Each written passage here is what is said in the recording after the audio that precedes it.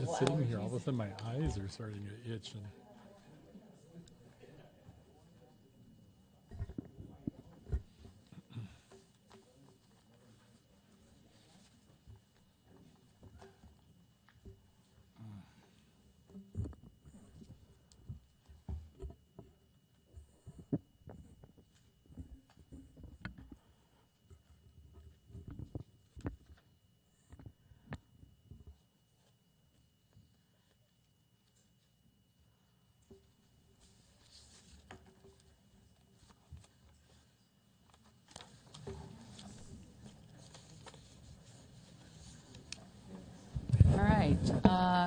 Welcome, everybody. I'd like to call today's regular meeting of the Yountville Town Council to order. It is 3 o'clock. Can I get a roll call vote, please? Councilmember Reeves? Here. Councilmember Tripp? Here. Councilmember Knight? here, Vice Mayor McKee? Here. Mayor Moeller? Here. Can we all stand and say the Pledge of Allegiance, please? I pledge allegiance to the flag of the United States of America and to the republic for which it stands, one nation, under God, indivisible, with liberty and justice for all. All right. Thank you for that. And I'll remember to ask for a motion to adopt today's agenda. So moved. I'll second. We have a motion by Reeves and a second by Knight. All in favor, say aye. Aye. Any opposed? Any abstain? That passes unanimously. Council member announcements. This next weekend and Monday is Memorial Day at the Yountville Pioneer Cemetery. There will be a memorial service on Sunday at 1 p.m. And then on Memorial Day, Monday at 10 a.m., we'll be having a service at the Veterans Home up in Yountville at 10 a.m. So those are my announcements. Any other announcement, Councilmember Reeves? Yes. Irene, Jenny, and myself are looking for town resident volunteers to participate in a picnic with a vet. This is a program we've established last year, and it is a really great way to build community between the townies and the vets. So we hope that you will be available and like to volunteer to bring a picnic up to the Veterans Home for sharing with a veteran. And this time we'll be at the Holderman Hall with the assisted care members. And it is on June 25th from 11 to 1. And if you're interested, please let Irene Jenny know. Her number is 925-899-9708.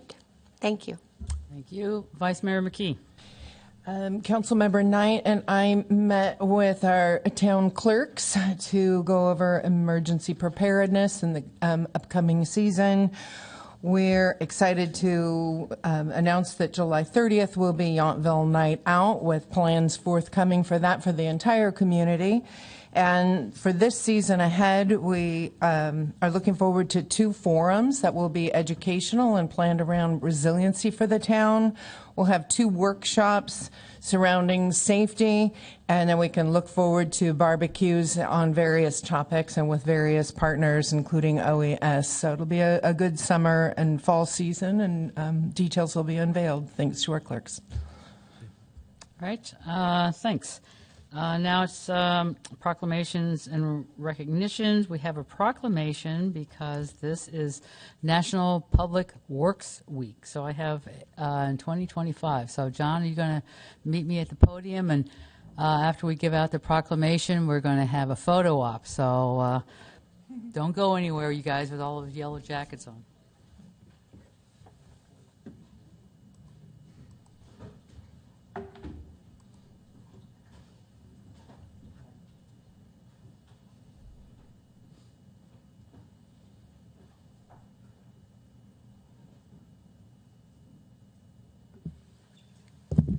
Testing. Good. Thank you. Good thing I had Public Works here. So anyway, I love Public Works, all that great infrastructure. So it's really great to be able to give our Public Works a proclamation recognizing National Public Works Week, May 18th to May 24th, 2025. Whereas Public Works professionals focus on infrastructure, facilities, and services that are of vital importance to sustainable and resilient communities and to public health, high quality of life, and well-being of the people of the town of Yountville. And whereas these infrastructure, facilities, and services could not be provided without the dedicated efforts of public work professionals who are engineers, managers, and employees at all levels of government and the private sector who are responsible for rebuilding, improving, and protecting our nation's transportation, water supply, water treatment, and solid waste systems, public buildings, and other structures and facilities essential for our citizens. And whereas it is in the public interest for the citizens, civic leaders, and children in the town of Yountville to gain knowledge of and maintain an ongoing interest and understanding of the importance of public works and public work programs in their respective communities. And whereas the year 2025 marks the 65th annual National Public Works Week, sponsored by the American Public Works Association / Canadian Public Works Association. Now, therefore, let it be resolved, I, Margie Moeller, Mayor of the Town of Yountville, State of California, on this 20th day of May 2025, hereby recognize May 18th to the 24th, 2025, as National Public Works Week. I urge all citizens to join with representatives of the American Public Works Association and government agencies in activities, events, and ceremonies designed to pay tribute to our public works professionals, engineers, managers, employees, and to recognize the substantial contributions they all make to protecting our national health, safety, and advancing quality of life for all. Thank you very much for everything you do. So, on behalf, you want to say a few words?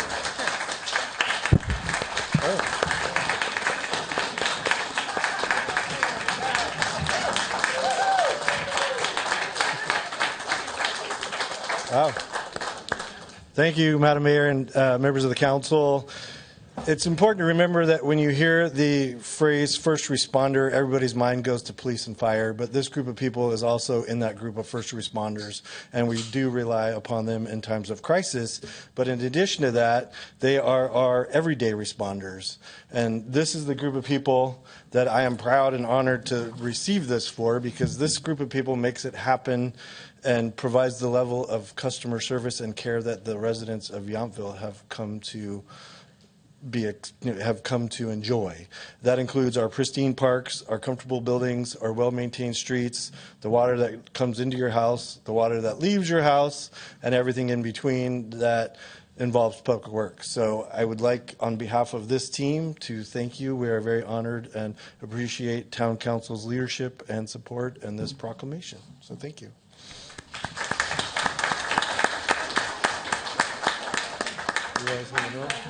So, photo opportunity. Everybody gather in the middle. Kind of far back to get everybody in the group, so.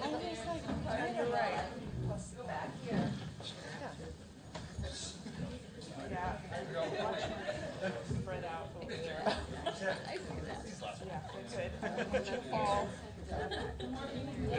Oh, okay. Filter in. Here, Here, let's get together. let's get together. Let's get together. The dice, Erica. You guys come on in. Oh, yeah. Okay. Come on in closer. You guys, we got the chairs out of the way.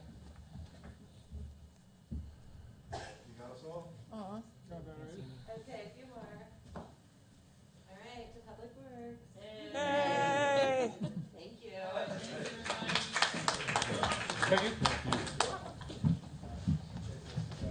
Bill, let's make sure that's good. We don't have to redo it. Yeah. No, that's good. It's good.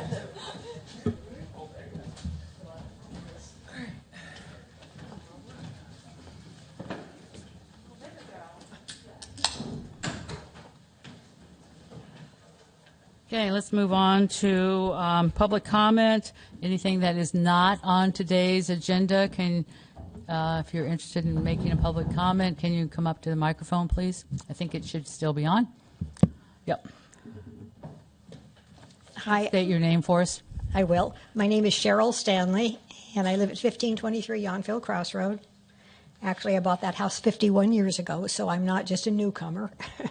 And I just wrote a little thing so I'd remember the specific things that I want to remember. It's interesting. It hit a sore spot when John Farron said, "Oh, we're responsible for getting water in your house and out of your house, not mine." Because, mine, and I meant to bring a bucket today to just show you what it's like to carry a 5-gallon bucket around your house to flush your toilet.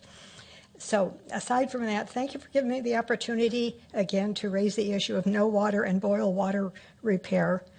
Rosella Giuliani had a conflict today, so she won't be here. So she's here in spirit. I want to bring to the fact that those of you who have been affected for many years are asking. Those of us who have been affected for many years are asking for corrections, not more and not we are working on it. We've been working on it at least for 10 years. I have notes from Diane Dillon when she was supervisor in this area, and she helped us get that same thing. We are working on it. And so many, many years and nothing has happened. We are requesting a plan and a proposal completion date. I don't think that there is any doubt that anyone in this room would demand the same as a safe, available, on-demand water in your home. I wonder if there were 25 homeowners in town given the same problem as us, that it would continue for year after year after year. Please give us the courtesy of plan and proposal completion. Don't think that's asking too much. And an article, this is probably just mixing apples with oranges, but it still kind of hurts, is an article in The Sun that was about the meeting last week. There was that comment that it says a resolution for on-call contracts for various professional consulting and planning services total $2.75 million to budget a team, and some of the things that will be covered in that, according to the article in the paper, were cleaning a parking lot, a community garden, helping at a snack bar, and it just seems like water in my house is equally important as a snack bar in town. There was another one, $327,000 about the water redemption facility. Again, it seems like me having water in my house should fit in with the same intensity as those. That's my message, and I really hope that we get heard this time. And I guess we've been heard for 10 or 15 years, so I'm not asking to be heard. I'm asking for correction. I'm asking to have water in my house every day of the week, night and day, morning and night, and that just isn't happening. And it's been going on for way too many years, and there's been no resolve, because I just feel like we're not very important. I feel like we're the stepchildren, and the stepchildren that just gets pushed aside and nobody takes any action on. So thank you for listening to me, and I really hope that somebody here is able to come up with a date to take care of this and complete it, so I have water in my house every day of the week. Okay, thank you very much. Our Public Works is here, and I'm sure they're duly noted, so thank you for your comment. Do we have comment, any other public comment that's not on the agenda? Seeing none, I'm going to move on and ask for a motion for, we have 4 items on our consent calendar. Who would like to make a motion and second, or any changes? Mayor, I will move to adopt the consent calendar, and I want to make a special thanks to the 3 individuals, one serving a 3rd term, Judy Meredith, and David Damnick, I don't have it right in front of me, and Linda Faber. They're next level professionals, and they're really going to bring their expertise to the Arts Commission. We're really very lucky. All right, thank you. So we have a Mayor, motion by Vice Mayor. If I Yes? could just add something to, and thank you, Vice Mayor, for those comments, but also to thank former Vice Mayor Rita Dorenbecker and Cindy Caption for their service on on the Yountville Arts Commission, and we've been very fortunate to have, as the Vice Mayor said, very professional people involved. So thank you. Is that Thank you to also everyone. a second to the motion? I'll second. Oh, Pam. Okay, we have Councilmember Reeves. We have a motion and a second. All in favor, say aye. Aye. Aye. Aye. Passes unanimously. Any opposed? Any abstain? It still passes unanimously. All right. Guest presentations. There are none. Public hearings. We have one public hearing, and this public hearing is to receive the presentation for AB 2561. And who is going to, I'm going to, is town manager going to start us off? yeah. Okay. Who's beeping over there? Is that you, clerk? That was my public comment timer. Oh, okay. Thank you. I was going to say, that was quick. So I will start by, introducing, the PowerPoint, and there's a lot of information there. And so Ashley has been working hard on this, and will do her best to summarize it. But the intent of the legislation, which was sort of brought into question last time, was really this question of outsourcing, or, making sure that agencies throughout California are filling jobs that are budgeted. So this is the first time we've been through it. I think one of the issues that we talked a little bit about is like the point in time. Like, since this is the first, like, what date are we picking? I think we decided end of 24, December of 24, right? That's not specific. So you have to pick a point in time and sort of do that. So moving forward, we will have a point in time, which will be December of each year following, and we'll follow this. So I wanted to explain that, and you'll get a lot of data here. Because it is a lot of data, but we'll do our best to move through it quickly and respond to any questions. So with that. Thank you. All right. Good afternoon, Mayor, Vice Mayor, and Council. I'll be presenting today. Can you speak into your mic for our TV audience, please? Thanks. I'll be presenting to you the status of the Town of Yountville vacancies and recruitment and retention efforts as required by Assembly Bill 2561. A little background: in September of 2024, Governor Newsom signed into law AB 2561 to amend the Brown Act and create an obligation of public agencies to publicly address the status of their vacancies. No matter what industry you work in, vacancies force employees to take on heavier workloads and more responsibility than what's required of them. As a result, employees are overworked, overwhelmed, and burned out, and it results in increased turnover, low morale, and disruption to essential public services. AB 2561 brings greater transparency and accountability to the hiring process by requiring public agencies to report and explain their staffing vacancies during an open meeting. Today, I will present on workforce information, vacancies, recruitment, hiring, and retention efforts, both town-wide and specifically for each bargaining unit. This presentation is for calendar year 2024, so all information presented will be as of December 31st, 2024. The town of Yountville had 38 vacancies, 38 budgeted full-time positions across 5 different departments. Over the next few slides, I'll discuss which full-time positions were budgeted in each department, as well as show the services that are rendered to the public by that workforce. The Administrative Services Department provides a wide range of administrative, financial, and human resources services to support both internal operations and public-facing responsibilities. The budgeted positions in the Administrative Services Department as of December 31st were the Administrative Services Director, Financial Analyst, Accounting Assistant, Human Resources Analyst, and the Administrative Assistant. The Administrative Assistant's a shared position with the Town Manager, Administrative Services, and Communications Town Clerk. And although this presentation is geared towards our full-time staff, I do also want to mention that there is one part-time accounting assistant in the department as well.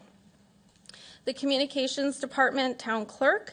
The budgeted positions were Communications Director, Town Clerk, Deputy Town Clerk, Records Coordinator, and the Information Systems Administrator.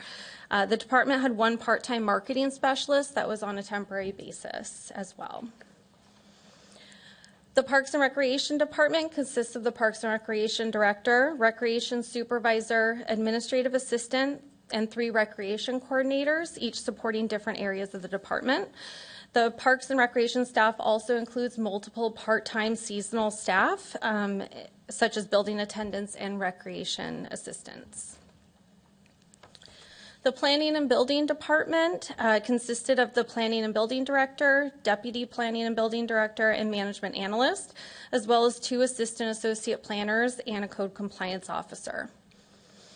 The Public Works Department is split into 3 different divisions. It's the administrative staff, the utility operations staff, and the municipal operations staff. The budgeted positions for this department were Public Works Director, Deputy Public Works Director, Management Analyst, Engineering Technician, Public Works Manager, 6 maintenance workers, and 5 utility operators. A Utilities Operations Manager was also budgeted, and that is currently being contracted out due to state requirements for specific certifications that are needed to run the wastewater treatment plant. The Public Works Department also has 2 part-time maintenance assistants on staff. Moving on to vacancy information, we had a lot of movement throughout the calendar year, which created many of our vacancies.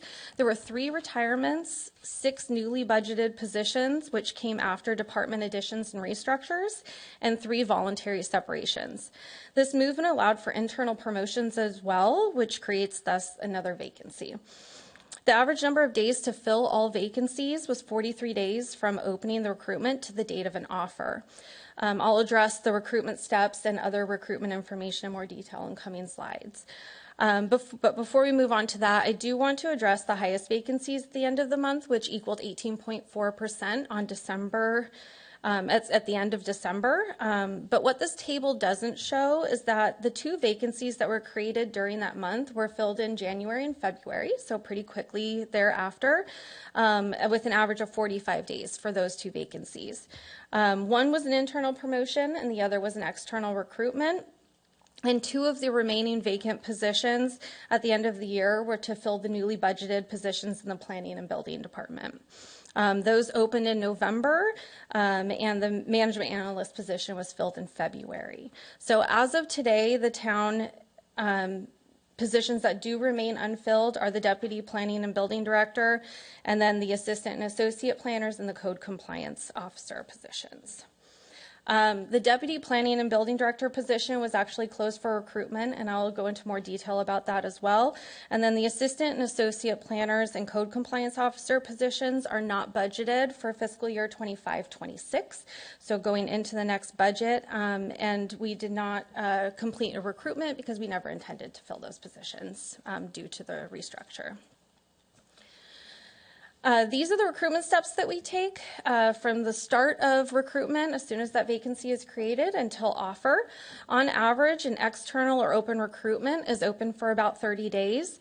This is the time period that we're actually accepting applications. So not much is happening during this time. People are just applying. After the recruitment period closes, we conduct interviews over the next few weeks to find our top candidate. Our internal or promotional recruitments are typically open for about 7 days, with interviews being scheduled pretty soon thereafter. During 2024, we filled 11 out of 18 of the total vacancies. As we discussed in a previous slide, 3 of the remaining 7 vacancies were filled between January and February.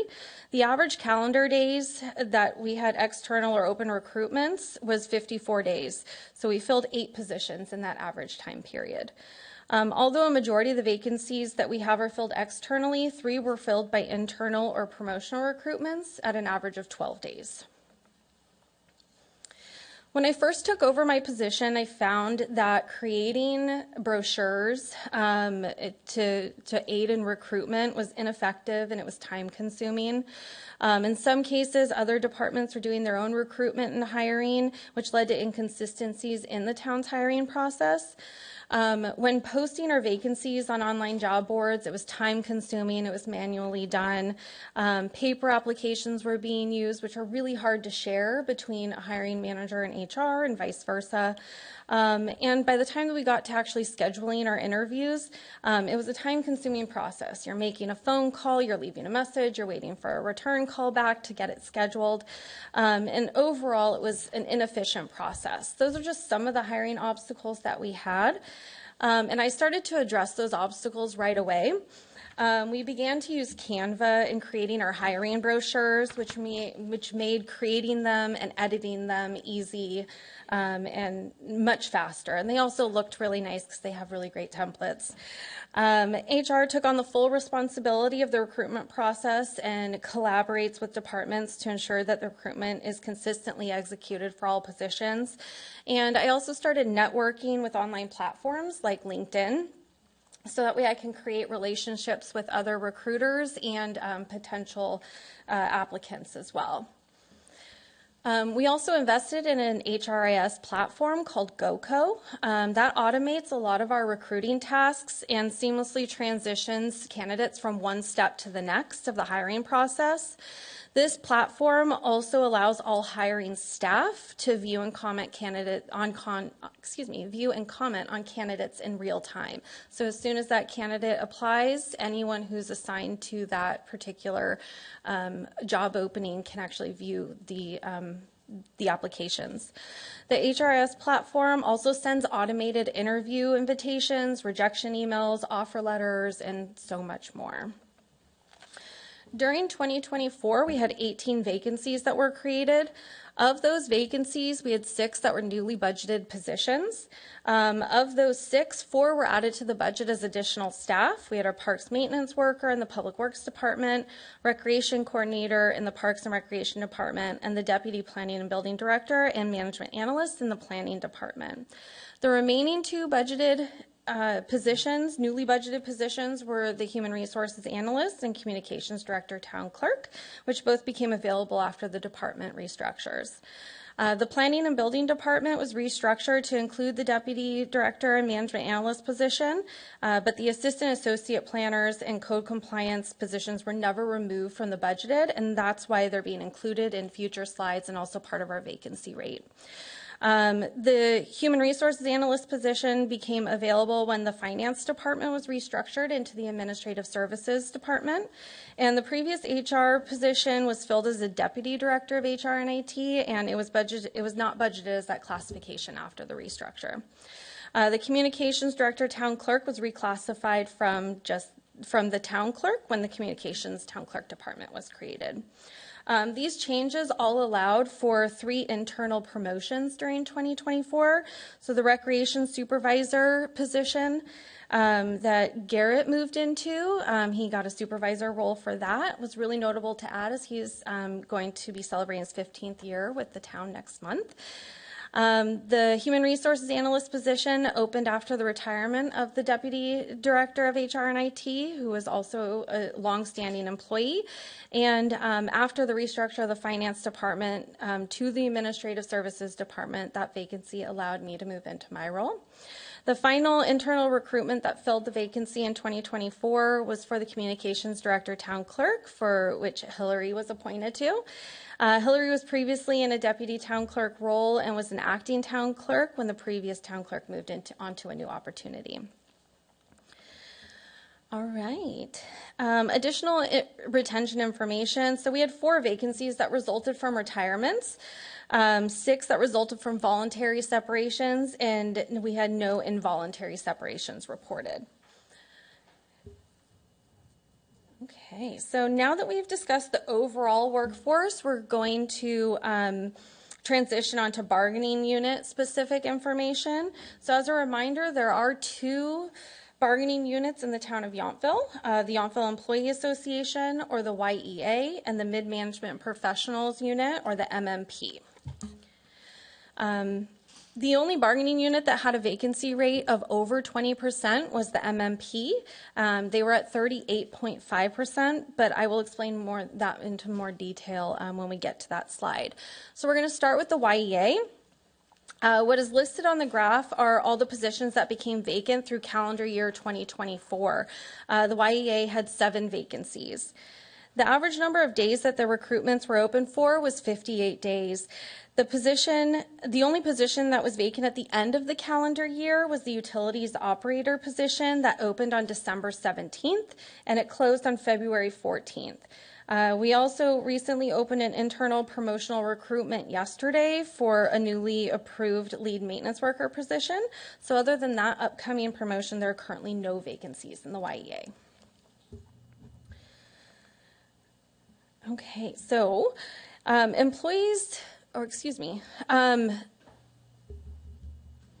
for this slide, the only thing I'm going to mention, because I went over most of the internal and external recruitments, but the only thing that I'm going to mention is that we received 48 applicants for the utilities operator position, which was a really great pool of candidates that we were able to select from.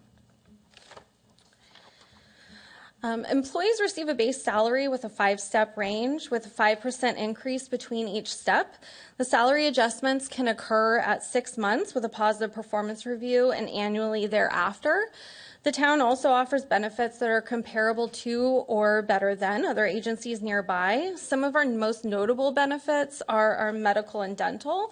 The town covers up to 90% of the Kaiser Health Plan and pays the full dental premium for employees and dependents.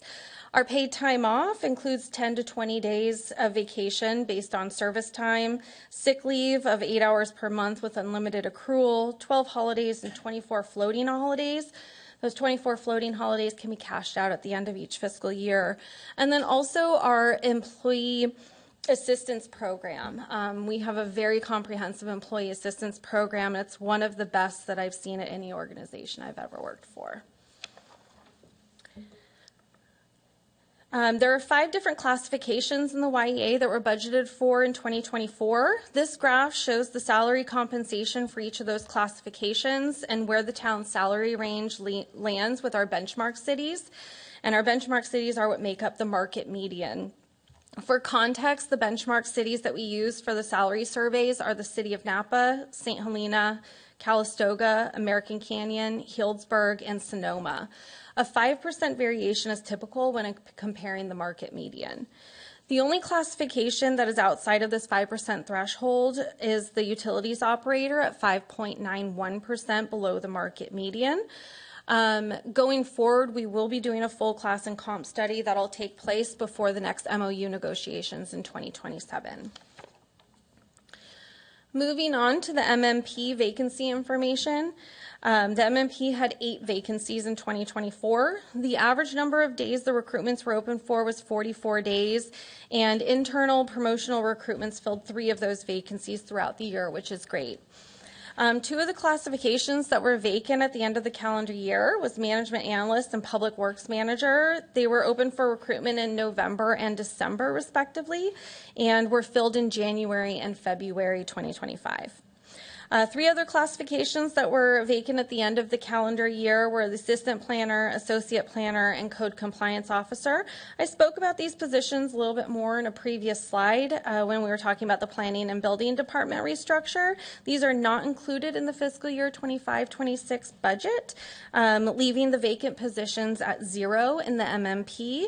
And with that removal, the vacancy rate will drop below the 20% once the budget is approved. 1 vacancy that was filled from an internal recruitment was the deputy town clerk. And we hired an external candidate, Cami, within 63 days to fill that position. We had 2 vacancies that were filled by internal only candidates, and that was on an average of 18 calendar days. Pay and benefits align with what's included in the YEA MOU, but the additional pay and benefits also include a management incentive pay, confidential pay, administrative leave, and a tablet stipend.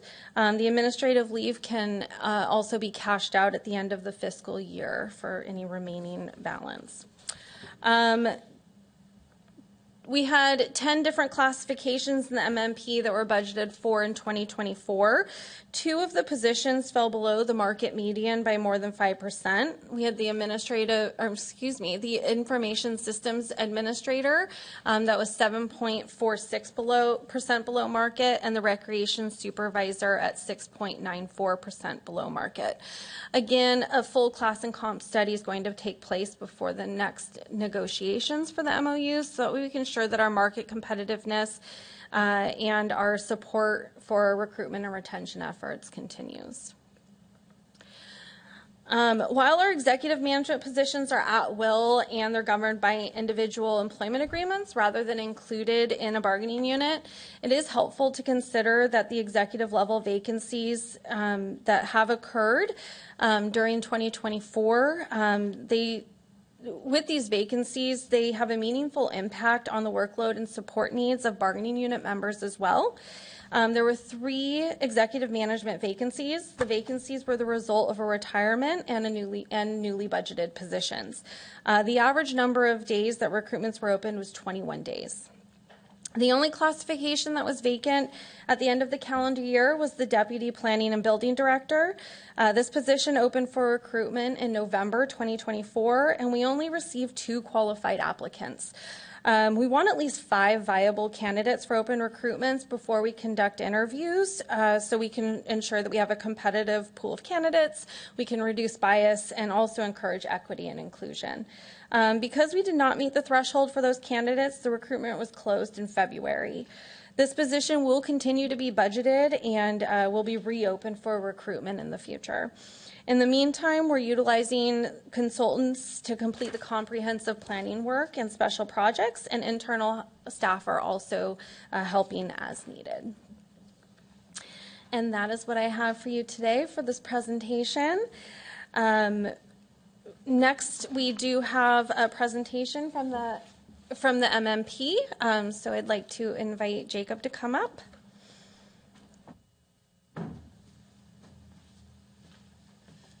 I think presentation's a little too generous. I'll keep this short and sweet.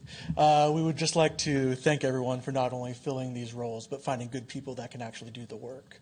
I know there's a whole lot of work involved in the hiring process, from advertising on a very wide net to interviewing and filtering through all the applicants. This process has gone very well, and filling these roles allows us to provide the quality work expected by both the residents and our visitors. Thank you. Thank you very much for that. So I'm going to go ahead and open the public hearing, and first invite the council members to, we've got 2 rounds of questions for either of the presentations. Thank you very much, Jacob. Unless you want to stay, feel free. So any questions from the council? We have nobody who looks like they want to. It was very thorough, so thank you very much for that. Anybody from the public who would like to come up and give us any comments on this presentation? Seeing none, I will go ahead and close the public hearing. And let's see, what kind of action would you like? Is this a receive and file? Okay, so with that, we are going to go ahead and use our buttons for our first public hearing just to accept and receive and file. Are we ready for voting?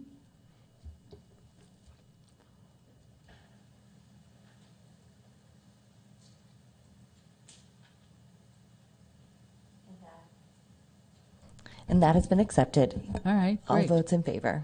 So we've just approved our very first annual presentation for AB 2561. Thank you very much for putting all that information together. Let's go ahead and move along to the first administrative item, 11A. This is considering adopting a resolution that will approve the employment agreement for first ratifying and appointing Beverly Wilmore as Deputy Director of Marketing and Economic Development. Yeah, thank you, Mayor. This is the new position, or job description, I should say, that was created at the last meeting. And You'll see it in the budget presentation, but I did want to point out that Beverly Wilmore is in the audience. She can make a statement at your discretion, Mayor, or I'm happy to answer any questions. I know we discussed the position at the last meeting, but we're both available if you have any questions or you'd like to hear anything from us. Thanks. Okay, great. So I'm going to go ahead and see if we have any questions from the council, and then we are going to invite Beverly up and say hello to us, even though we've all just had a brief moment to meet her. So, Councilmember Tripp. I just wanted to welcome Ms. Wilmore to Yountville. I think you will be a great addition, so welcome. Okay, I don't see anybody else, so come on up, Beverly, and come on up and just hello, say hello everyone. to us. Yes, let me make sure I speak clearly into the microphone. So And, those and our, at and our, home telefo- and can our also television listen. audience Exactly, will be the first exactly. time. Thank you. So my name is Beverly Wilmore, and I'm truly honored to be here to fill that role that Brad and I talked about, and Hillary as well, regarding the need here in Yountville for a Deputy Director of Marketing and also Economic Development. This is a great time, I think a prime time for this type of position. I think as we're moving forward into looking at what consumer behavior is, what tourism behavior is, the climate of the marketplace now, it is important to look at two areas that we talked about, which was the focus and the alignment. You know, the focusing on how do we get those heads in beds, and then also focusing on the area of opportunity to work with our neighbors here in the Napa Valley area to make sure that we're bringing the tourist here versus anywhere else. So I'm excited about the opportunity to learn more, to be the student sometimes, and also to be the teacher. And that's all I really have to say at this time. Thank you very much for the opportunity. Thank you very much, and welcome to Thank you. Yountville. Thank We're you looking very forward to seeing you a lot. So, all right, thank I you. would just add two things. So thank you, Beverly. Sure, you can thanks. have a seat. But, you know, first of all, she didn't mention, but she's, I think the last, I want to say 4 years you've been at Meritage. Is that right? So Meritage Resort in Napa. So obviously very familiar with the Napa tourism. And I've, you know, often said, you've heard me say that, you know, there's the same number of hotel rooms at Meritage as there is the whole town of Yountville.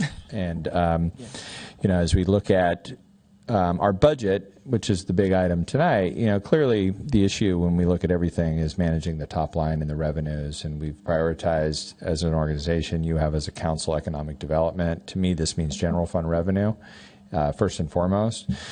Roughly 2/3 of our revenue is TOT, so the opportunity to have someone like Beverly to create alignment. And when I use that word, and I'm glad that Natalie's here from the chamber, you know, this is the alignment that whether the town supports, which the chamber contract is with the town is in the budget, the local TID, the money that goes into the regional TID through Visit Napa Valley and so forth. You know, there's a lot of resources and there's not always alignment. I think we know this, and I think the Yountville Focus mission statement is really appropriate, and I think all of this coming together the night or the afternoon that you'll hear the budget is both, I don't want to call it a miracle, but to get these all things aligned from a timing standpoint has been, you know, I think a real effort with you all making important decisions as your staff proposes ideas. And so we're really, I think, strongly positioned to take advantage of someone like Beverly. Natalie is starting, the transition is happening. So although we are always working sort of in this continuum or this evolution, like this is a new day. And I think like this is an important day because I do feel like, you know, we understand who we are. Let's start with that. We understand the services we provide, which are predominantly funded through, you know, the revenues that need to be our focus. So I'm glad that you're both here for this meeting, and I do think we'll be in a great position. If this contract is approved, I did just want to mention the intended start date would be July 1st. So this is a contract, obviously, before you tonight for consideration. If approved, then we'll see Beverly here in Town Hall on July 1. So thank you. I'm going to go and see if we have any public comment. I'll bring it back to council for further comments and a decision. Any public would like to address us? Seeing nobody, I will, we have our town attorney would like to address us. Yes, just a quick report as required by the Brown Act. This employment agreement has a base salary of $143,414.07 per year. It includes PERS, as all employees here in town. It also includes life insurance, administrative leave, vacation, and other leaves and benefits, including an auto allowance. Happy to answer any questions on that piece. All right, thank you very much. Okay, council members, first one up, Councilmember Reeves. I just wanted to express my appreciation for the town manager creating this position and finding a really great candidate for this position, because this is something that I've been discussing with other council members for over 3 years, the idea that we need community and business development in this town so that we are able to weather all kinds of different conditions. And I think that where there is sort of unease in the general economic picture of both California and the nation, I think it is our duty as local servants to make sure that we are moving forward and creating a pathway for our own stable financial position. So I think that this is a really well-timed and well thought out position and function for us to be engaged in. Thank you. Councilmember Knight. Thank you, Mayor. I just want to say I support this position of creating this position of marketing and economic development, and also specifically as a deputy director position in connection with our communications. And I agree with Councilmember Reeves, and I think back to in 2021 when former Vice Mayor Carrie Dorman began a conversation at Council about discussing the importance of economic development. And we didn't get to a decision then, but I think this is the correct time, really, to step forward and to create this position, especially as there's more competition in the valley. And but it's timely and appropriate, and so I'm very supportive of this creating this position. And let's say congratulations if this passes to Deputy Director Wilmore, and welcome. So thank you. Vice Mayor McKee. When I moved here in late 2019 and started watching the inner workings of the town, I saw quickly that the town could benefit from somebody in a meetings concierge level. And I went to Carrie Dorman, who was on the council at the time and a neighbor, and pitched her the idea, and she connected me with Whitney, who I hadn't officially met in a town capacity yet, but had worked with once previously, and discussed this idea with her. And she asked me to prepare a plan, and so I did, and I gave her a slide deck, and then the next day we went into COVID. So that slide deck went out the window, and immediate plans for saving the town's kind of economic sustenance went into effect at that time. But I firmly believed that having somebody here that was the go-between from all of our hotel partners from a tourism perspective, and somebody that could have a book of business and go to Silicon Valley and talk to meeting planners, somebody that could go to trade shows for luxury business and be that seamless thread between, for the chamber, for the town, and for all of us to make sure that Yountville has all of its hotels and its midweek business utilized fully. I mean, we know we're busy on weekends, but on Tuesdays and Wednesdays, the merchants stand at their front door and wish they had some business. So this is time for us to, it's a great time for us to put somebody in a position that's actually focused fully on helping our tourism segment. And then when Councilmember Knight and I met with Hillary just last week, I mean, we talked about these great events that we wanted to do, but here's a person that is fully engaged in so many other aspects. And so it's really easy to say, let's do 2 forums, and let's do workshops, and let's do barbecues. But that means there's a whole lot of work that's going to be rolled out in communicating, in implementing that game plan. So selecting Beverly, who has the book of business, who has vast and multifaceted event experience, and placing her under the communications and deputy team that's already really well defined and working to full capacity, I think is a great idea. And I do want to give kudos to Brad, who brainstormed on this and realized that this was going to benefit the town, because I see fully that it will. Thank you. Great. I think everyone has heard how enthusiastic we are about this position and our candidate that has been selected. And just to also reiterate what all the other council members have really said, is there's been a lot of talk about this for a long time. It was always kind of gray and nebulous, and what does it mean? And finally, it's really finally come together with the right person. It's kind of like all those little fireflies showed up under the street light, and boom, there it is. So congratulations, it is time, and we're very excited to have you as the person to fill this great moment in time. And also, it is really, the council has spent a lot of time really talking about Yountville Focus. We really want to see a lot of these activities that we're doing really kind of come together under that streetlight again about Yountville, to focus on Yountville. There's a lot of fun things to do all over the place, but really having that Yountville focus is really a priority for me and the rest of the council. So with that, I would love to have a motion to approve the employment agreement for Beverly Wilmore. Mayor? Yes. I move adoption of resolution number 25-4359, approving the employment agreement for and ratifying the appointment of Beverly Wilmore as the Deputy Director of Marketing and Economic Development. All right, thank you, Councilmember Reeves. Do we have a second? I will second. Okay, Vice Mayor seconds, and use your buttons and we'll vote.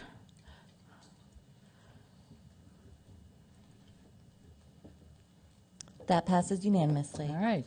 Congratulations. We now have our very first Deputy Director of Marketing and Economic Development. So congratulations, and thanks for coming to our first meeting. We'll see you July 1st or probably before, so thank you. Let's move on. Now we're going to consider a resolution approving an amendment to an employee agreement for our Deputy Director of Public Works, Rose Albler Ramirez. So, Town Manager, you're going to start us Yeah, off? this will be shorter because everyone knows Rosalba. And the intent of this is to amend her employment agreement so she's at par or consistent with the rest of the at-will positions. Now that you've approved Bev's contracting, congratulations.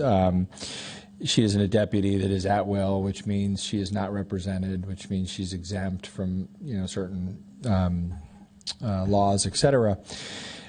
Rosalba has always been the same. She sort of has been a unique position in the town until now that we filled this position. So it's appropriate in my mind to have everyone be consistent.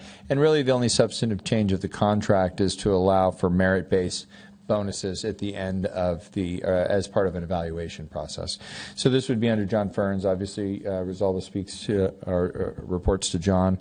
But would give him the authority to grant up to 5% as a merit-based bonus versus what had been historically, which was a flat number within the contracts. So that's the only substantive change. Gary, I don't know if you have to read that into the contract or if that's the Brown Act. Yep, nothing additional. Okay. So that's it. So available for any questions. All right, thanks. Do we have any questions on this item from any council members? And I see no head shaking. Do we have any comment from the public on this item? Seeing none, I'm going to bring it back for any final comments or accept a motion. Councilmember Knight. I'm happy to make a motion, Mayor, but I also want to just take a moment to thank Deputy Director Rosalba Ramirez for all the fine work that you do for the community and the leadership. Thank you. Can I get a second?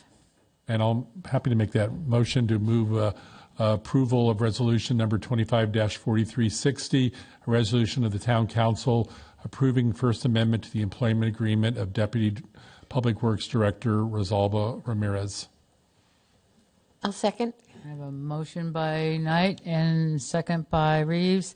We can use our buttons to vote. Are we ready? Okay. That item passes unanimously. All right, great. So we've just approved the First Amendment to the employment agreement for our Deputy Public Works Director. And now for the item I think that a lot of folks are here for today is we're going to be considering adopting a resolution for our mid-year adjustment for our 2-year budget. So last year we went through our 2-year budget, and now we are just going to take a look at any recommendations from staff and council. And let's see, Brad, would you like to start? I'm going to lead off, and Okay. obviously we have Celia King, your Administrative Services Director. We also have the rest of the department heads, and I'm going to cover at least the CIP presentation, but obviously John Ferns is available, or any of the department heads are. So you were explaining the process to begin, Mayor. Last year we did adopt our first ever biennial budget, which is a 2-year budget. In February we came forth with a mid-year, which is a traditional sort of adjustment. This will be the first mid-cycle, so this is the middle part of the 2-year budget cycle. We will have another mid-year prior to starting the new biennial budget, which will be roughly April of 26. So this is the 2-year cycle you're on. So it really gives you 4 looks. But, and I think you said adjustments, or I can't remember exactly the word. The intent, which you'll see on the last slide, is really this is an addendum to the budget. So this is the changes. But I think that, there are some important things to point out. So we'll go through all of this through the presentation. And starting with the fact that we have a balanced budget. We're required by law to have a balanced budget, but this is a truly balanced budget in the sense that we don't need to use reserves or unassigned fund balance to balance it. This is a budget that actually revenues and expenditures balance each other out, which is an important distinction. Sometimes you have to use reserves and unassigned fund balance. So that's legally balanced, but not, at least in my view, balanced. Then the reserve policy, and we'll talk about this at the end because we spent a bunch of time talking about a year and a half ago about an appropriate year general fund reserve, and that was established at 35%. What you're seeing in this year, that this mid-cycle is 40% is your current levels. And then we went through our goal-setting retreat where we established Yountville Focus, simply, and I'll get into more detail on all these 4 bullets, Yountville Commons continues to be our highest priority.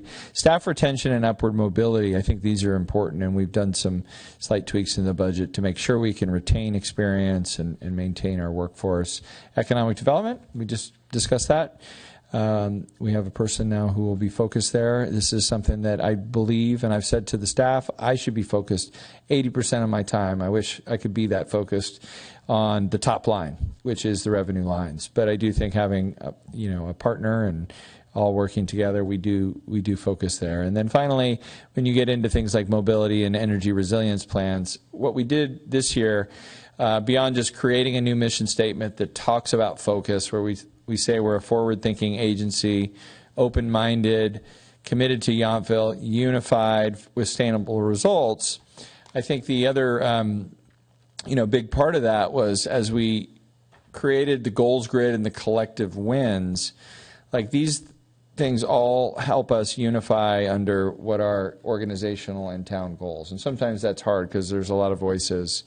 But these exercises help us get there. And I think the new mission statement, Yountville Focus, will also be incorporated into our personnel evaluation. So when we evaluate employees, we're always sort of looking at these things. And these are, I'm not going to read through them all. We talked about at least the 2 things that got, we talked about Yountville Commons already. But the new thing that got 5 dots on the left side was this idea of virtual power nodes, which will come into the CIP. And, we're looking at a climate resiliency district that got 4 dots. But then on the right side, we talked about Yountville water stations, and we talked about customer service surveys and service delivery metrics. So all of these things sort of get pulled into the mid-cycle as an adjustment, and then we can start fresh next year and really make sure if there are things that are being missed that we can integrate them into budgeting. I didn't want to gloss over this slide because I think, as we think forward, we have to really look backward. And I think, I'm going to take a little time to just kind of talk through the things we have gotten done, starting with the vision, for the commons and the 5 things, which were the interim uses, which I'll talk about more on the slide. But when you go down the done column, which is the far left, there's so much work that has been done. I mean, the paving project that got us over the 80 PCI score, which was a big deal. Everyone loves the new shade structure up in North Park, which, took several years. That was a huge project to get done. We modernized Town Hall. I mean, not only the stuff we're working with, the buttons, but now you see I heard Hillary call them the digi boards the other day, so that was a new term, but the digital bulletin boards, which are better for the public in terms of information, but I know that, for Cammie that has to, walk down to community center and get her ladder out and post things with well, I mean, it's a lot easier to push a button than to move through those. So those things are, they took a lot of time. I think that, the town hall landscaping in the lobby, I mean, we're done. We have the new aerial up. Like, these things you saw over the last 6 months come to life, but really a lot of good work. I know that Sam is ecstatic. She has a restored park, and she's fully staffed in Park and Rec. We increased staffing in Public Works. That was adding the positions to address the commons, but also organizing things. And now we have the lead positions that provide some of that upward mobility, extending our contract with our sheriff. All the drainage and water stuff that we do continue to work on and continue to make better. The garden club was formed, and now we have a farm stand garden. This was all part of the small project grant, or the Imagine Yountville grant, that the foundation took on, which was huge. The C-Click Fix system is out. People are using that. Yountville Night Out and the barbecues, we talked about that. Obviously, here we are in the mid-cycle of a biennial budget.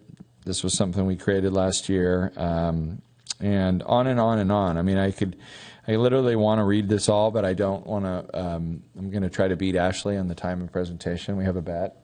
She left, but I think this is all huge stuff, and I do think there's a lot of stuff that we're doing, which in essence means we're in the middle of it, and then there are stuff was on our to-do list that we even started, like the backup generator at Town Hall, the customer service surveys, which we talk about here, permit transparency, accountability, and education.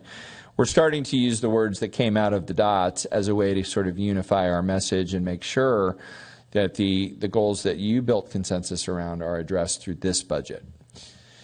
This is your org chart. We did print out a bigger version, I think, that you have before you, because I know these are hard to read. The one new position is the one that you just filled with the contract, but there are some unfilled positions, and you heard about that from Ashley in depth. So I'm going to hand it over to Celia now, who's going to walk through the numbers. Yes. Now we'll talk about the fun stuff, so Ashley might win. Okay. It was me versus her. And before you start, there's going to be 2 places within this presentation where we're going to stop, and the council can ask direction. 3, of 3. Okay. Yeah, 3. The council can ask any questions on that specific portion, and then once we get through to the end, then I will take any public comments. So with that, we'll have staff point those out when we get there. Will we be able to ask? It'll be after the general fund, then after utilities, then after CIP, and then we'll wrap it up, and then we'll take final or public comment and final direction. Okay. So here we have a snapshot of the general fund activity. You can see what was originally adopted for fiscal year 25-26 over there on the right, compared to the revised numbers that are a result of the changes proposed in the mid-cycle update. Revenues decreased a little bit. Expenditures also decreased based on changes to assumptions. And transfers increased as we were able to propose transferring more into Capital Projects Fund 50. The end result of estimated revenues, expenditures, and transfers is a balanced budget, as the town manager mentioned, without the use of reserves. So here are the main general fund revenues, and the proposed mid-cycle update does propose keeping TOT revenue projections flat rather than assuming an increase of 3%. This is based on current year-to-date collections, which have been slightly below budget expectations, industry information, and revenue trends. Estimated sales tax revenue was reduced based on projections provided by HGL, who is the town's sales tax auditing and consulting firm. And I do need to point out here that a revised staff report was provided to the town council prior to the meeting, showing that an update to the amount of the sales tax reduction was made. The staff report originally showed that the updated sales tax revenue decreased by $67,000, but it actually decreased by $64,394. So this revised staff report will be officially incorporated into the town records. No change to property tax. Before we get into expenditures, when we do pause, I'm going to ask for just kind of a nod that people agree with the revenue projections, so stand by for that. And this slide highlights the major changes to operating departments within the general fund and water and wastewater utility enterprise funds. Cost of living adjustments will be 2.5% rather than the 5% originally assumed, so that did create some savings. Insurance costs were revised based on estimates provided by CIRA, the town's risk pool, and there were also some necessary changes to supplies and services costs.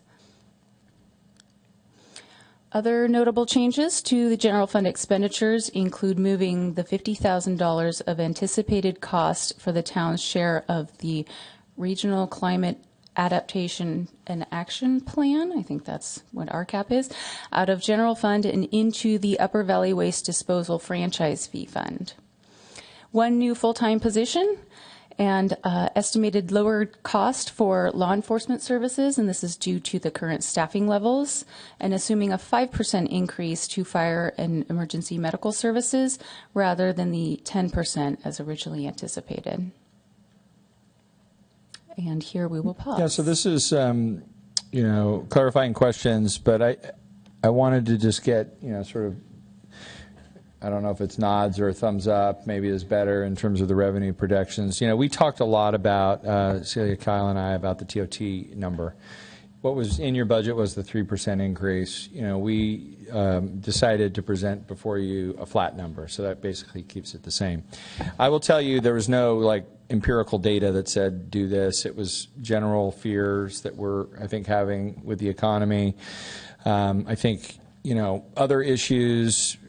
I do think May is going to be an extremely strong month for TOT, so we might catch up to our budget projections for the current year.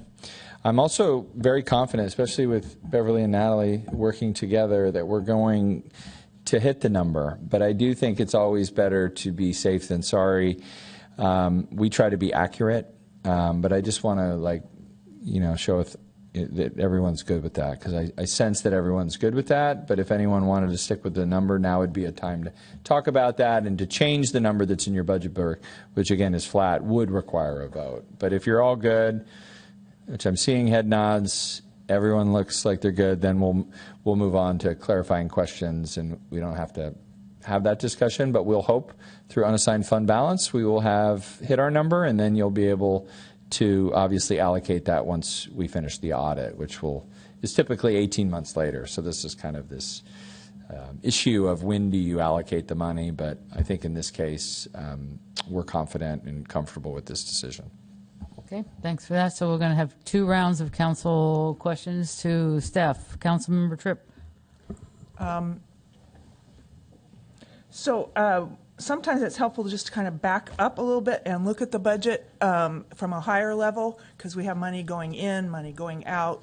And so in looking at that slide, general fund summary, I've been trying to figure out if somebody came to me and said, on an annual basis, I know it's all estimated because the year's not over, what is your budget looking like? And so I guess when I look at some of the money coming out, the total transfers, which I do understand from Fund 60 and some of the others for water and wastewater, if we didn't take that out, we would be over budget, correct? I mean, there's no column here that really shows the delta. If we didn't take that money out and move it to the next year, we would be over budget. Is that correct? You mean if we didn't, I'm sorry, I don't think I'm understanding the transfer question. So on the 24-25 estimated column, we transferred out of the budget $3.578 million. Correct. So I believe that relates probably to the water. No. No, that was when the town council reallocated the unassigned fund balance from the prior year. Okay. Yes. So how do we look compared to what we thought for 24-25? We're pretty on target. Revenues are slightly down because of the TOT, but we don't anticipate any over budgeting in the expenditures. So that negative $2 million that you're seeing there in that estimated column, that is not an over budget. That is the use of fund balance that was approved by council because of the reallocation. And so then my other quick question is, if I notice we've moved a lot of stuff into 25-26 large expenditures, is that have the impact of making this budget year look better? Are you speaking mostly about capital projects? Yes, mostly about capital projects, Yes. but things that were in the budget, right? It does make a difference. Some of which were not enterprise capital, general fund projects. Yes, those are in Capital Projects Fund 50, and some projects did move from the current year to the next year, and that would just have an impact on the ending fund balance for the current year, but then it would get eaten up in that next year when the project actually happens. So to really know how we're doing on the budget cycle, budget versus actual, we'll need to wait till the end of the second year, correct? Because we've moved things. We do provide the monthly financial reports, which do show how revenue and expenditures are doing at that point in time for that month. So the year-to-date totals. Right. So that's a good indicator. So I think the last one we presented was the March financial report. So I could resend that to you, and that would give a good but estimate. in answer to my question about moving capital expenditures, general fund capital, into 25-26, that has no impact on how we look for 24-25. I think I'll answer it differently. It does from a cash flow perspective, but not from a operating or a P&L is probably a better way to think of it. So I think the best way to, because I know what you're driving at, and I do think when we roll over capital funds, they have to be reappropriated. So obviously, it's not a cash flow thing. You're just moving money from one fiscal year to the next, where you have to include that in your budget. So yes, you'll be saving that cash flow from 24-25 because you're not spending it, right, and it will roll into, but it doesn't affect your P&L. Okay. And then my only other question is, you mentioned it's a balanced budget and we didn't use any reserve funds. So I know we used or plan to use about $2 million from the drought water reserve. Is that not a reserve fund? It is a reserve fund, and this is a general fund snapshot, so that was in reference to this fund. Okay, and so that drought water reserve was not a general fund? It was not, no. Even though the council has apparently the ability to use it kind of in any way they want? Correct. That was proceeds of the sale of the water rights, City of Napa water rights, or Kern water rights, back in 2009. So it is a reserve, but it's not a reserve. It's not a general fund reserve. Yeah, so we can. Well, there's two. Just let me. I think because you have two funds. When we get to that slide, we can get to the detail. But you have a rate stabilization fund that was a general fund transfer. So you, as I understand, could transfer back into general fund with no strings attached. The drought tolerance, is that what we call it? Drought tolerance water reserve? reserve. That does have strings attached to it. It does? It does, yeah. Oh, well. So that one does have, you can only use that for purposes that meet the intent, which, we believe the water tank does. So we are using some reserves. Correct. To pay for a capital project, but not to balance our general fund budget. Okay, thank you. Okay, thank you. Mayor, just to follow up that on the drought reserve, I mean, that fund did have limitations, but we did use it in the past years to repair pipe in Washington Park. We borrowed from it, but it was a water-related transaction. So they were always limited in how we could use it. So yeah, and we have slides on that that are in the utility section. Okay, we ready to move into utilities? We are. I don't see any more questions from council, so please do. All right, so this will be utility funds and special revenue funds. And so here is a snapshot of Water Utility Operating Fund 61. Again, showing revenues, expenditures, and transfers that were originally adopted compared to the revisions included in the mid-cycle update. No changes to the revenue projections. Expenditures are down mostly due to change in personnel costs, and no change to transfers. The most significant change within the water utility funds is the proposal of using the Drought Water Reserve Fund, as Councilmember Tripp was alluding to, in combination with the Utility Enterprise Capital Projects Restricted Fund, which will allow the town to move forward with the 1 million gallon water storage tank project. So we do propose using $2 million of the Water Drought Reserve Fund and transferring it into Capital Fund 60, Water Capital. And to do this, staff, if approved, staff will formalize a plan for usage in accordance with the policy, because there is an established policy for using this, for town council to review and approve at a future meeting. And then an additional $1 million, there is an established $475,000 transfer already in the biennial budget from this restricted fund into the Water Capital Improvement Fund, and so we propose increasing that by $1 million, again to support the 1 million gallon water tank storage project.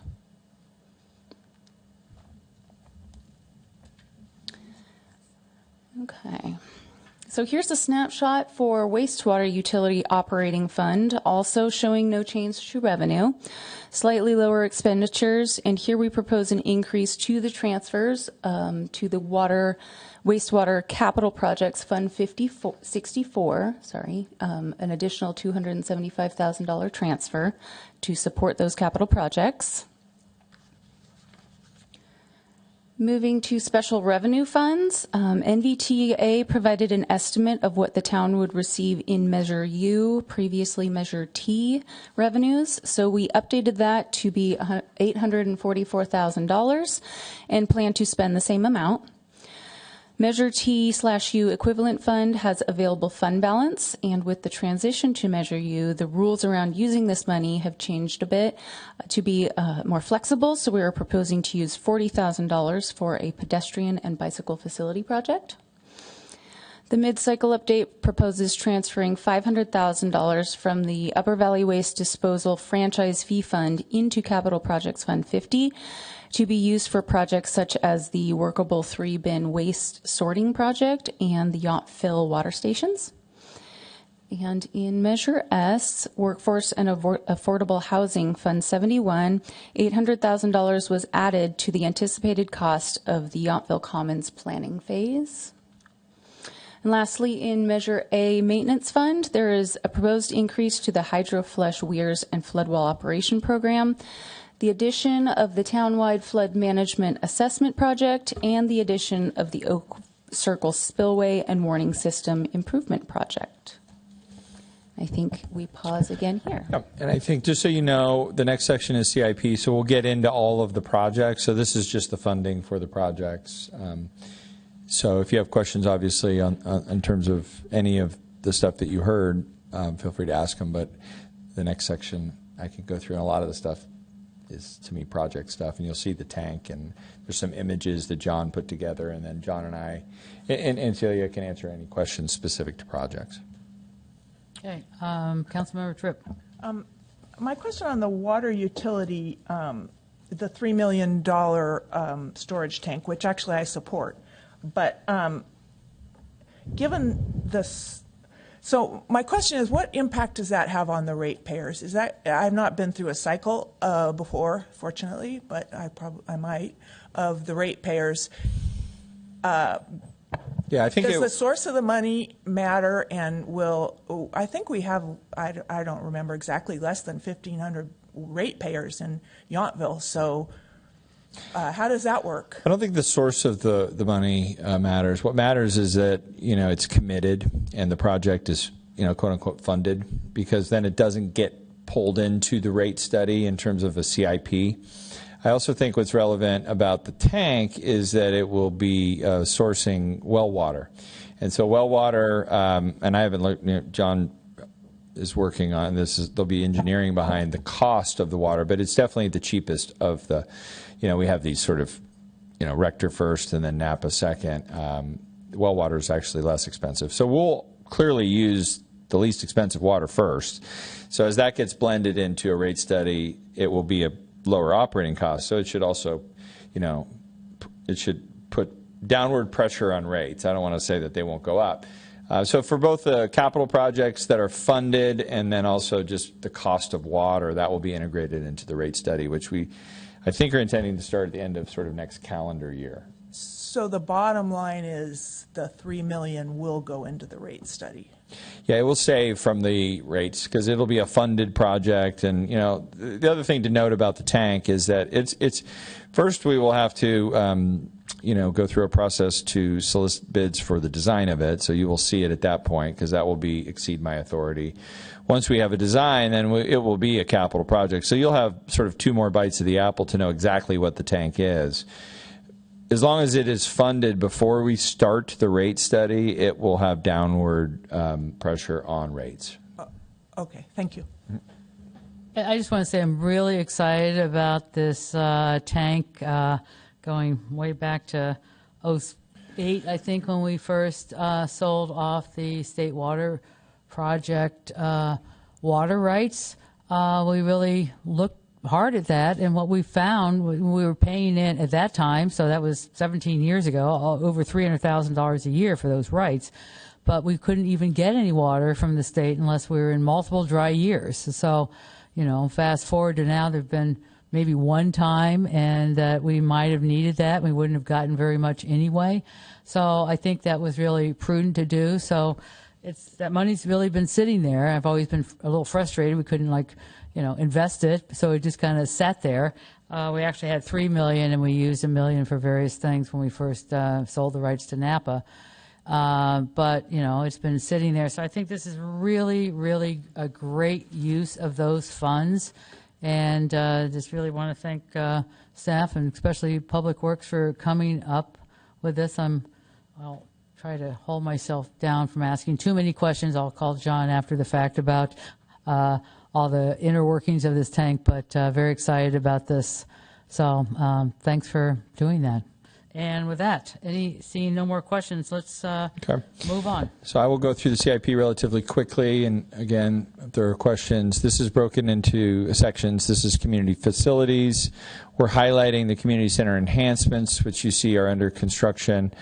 In terms of the outdoor kitchen, which is the rendering, we had done the umbrellas. This was a project that had several facets to it. We're hoping in the next month and that we'll be able to get this project complete. The Yountville Commons, I put along, through the bullets, the dog park, the Schmidt Hall, Yountville Fit, the farm stand or the coop, the garden. These are all things we accomplished. The Locals Lounge, which is the one room in I call it the Wellness Center still, but that'll open on June 21st. But when we look at future planning, permitting, financing, and I put prepping for financing, so in the next year we won't be issuing bonds, but we'll need to be prepping for that the entire time because we'll have to be thinking about that. And this gets into some of the conversations we had about civic commercial users, unmet residents' needs, obviously workforce housing. And I think that saving for construction. So when we did the dots, all of you had gold dots on the commons, what I'm calling planning stage. And then, we'll need to save. So I think, this is all now moving forward, assuming you adopt the budget because the Measure S will match the general fund appropriation you already made. And I think with that $2 million, I'm confident that we can get to a very good place where we know the costs and we know what the phasing and, what we can build specifically versus a vision. The what we call the North Park facility enhancements is for Yountville Community Park. We know that there's some drainage issues, and John is working with his team to come up with some solutions up there. And then townwide programs or community projects.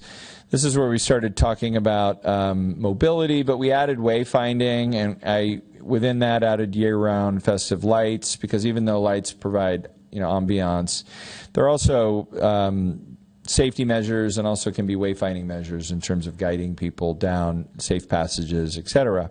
This can also include other green improvements like bike racks and other things we talked about through mobilities. The virtual power node, the 5-daughter, this was basically the evolution of the microgrid conversation. We are working now on the town hall generator, backup generator. This will, in essence, create power nodes, which will, as I've learned about this, virtual power plants is a whole different thing than microgrids. I don't want to get into a deep energy conversation, but you need to have nodes that have, first battery backup. If the batteries run out, then you do need to have diesel at this stage to have reliability, and then obviously PG&E. So it's sort of the backup to the backup. But what we'll be doing, at least with Town Hall, is looking at a solar installation that can create battery. Similarly, at Yountville Fit and Schmidt Hall, we will need to do this as we phase in some of the infrastructure that will make it less expensive to build when we actually build it, and actually functional when we demolish things. So these are things that we are working on now, and we're requesting some funding to, I think it's $500,000, so that we can do these first 3 nodes, if you will. We've talked about, I like the word workable because it kind of blends this idea of idealism and pragmatism, or whatever words you want to use, in terms of what people actually do versus what we want them to do. So we'll be working with that. I think this is an interesting area that I want to focus on, so that we can do our best to sort waste properly and make sure it goes to the right places, and that we minimize, of course, things that are harmful for the environment. The on-fill water stations was kind of the new thing. It got the 5 dots. This is linked to that because I do think there's examples that demonstrate if you have good filling stations, people will use more reusable bottles. And the idea of having sparkling water is something Paris did, and it's a very Yountville idea, but I do think it's a very practical idea in the sense of incentivizing people to carry their bottles around. And we do, in both these cases, have the Waste Fund, Fund 29, which is a really good use for this. You don't have a lot of strings attached to that, so when there's nexus that get into waste stream, this is an opportunity to use that for win-win purposes. Now we have drainage and flood control. We're talking about this Oak Circle spillway and warning system. This will not change flows of water. This will just, at the area that it's designed to overflow, give the residents that are behind that area a better system to make a decision if they're going to move their car or if they're going to move out. So John and I have been working on this. If this is approved, I think this is something we can get done relatively quickly to just address more of a communications issue. Then on the street and transportation project, we continue to work on what we call the Southern Loop. So this is basically the completion of the Hopper Creek Trail. As those of you that walk it all the way to the south, you somehow end up on someone's front door, and you're not sure where you are. By simply extending it through this area that's shown on the images, it will be a much better end. And then it actually loops into the southern parking lot, which is something we've been working on for quite a while as well. I think we've all finally agreed on a surface that is both permeable and strong enough to be an area where, and I've called this back of the house, and this is, for you, Natalie and Bev, this is an area that we want buses, that we want limos, we want sort of the service vehicles that come to town to park. So they will be long spots. We will also have a little area, we might have a food truck down there that can be a good area, so that vehicles aren't parked illegally or idling in areas they shouldn't be. So this has been a long time coming, and I think those two projects together will really kind of create a good community asset as well as a back of the house area. I've mentioned a few. I was in Carmel recently. They have an area right when you come into town. Tour buses, make a left. They actually have a reservation system where you have to reserve the spot. And these are important things because I do think, obviously as we promote tourism, we have to be mindful of the impacts and sometimes nuisances that those create on our residents. So this project addresses that. And it will be, I'm told, under construction at the end of the year. I always look at Rosalba John, they're nodding. So this is moving forward. So this is one of those rollover funding things that we talked about earlier. You're just rolling over the funding. You're not creating it.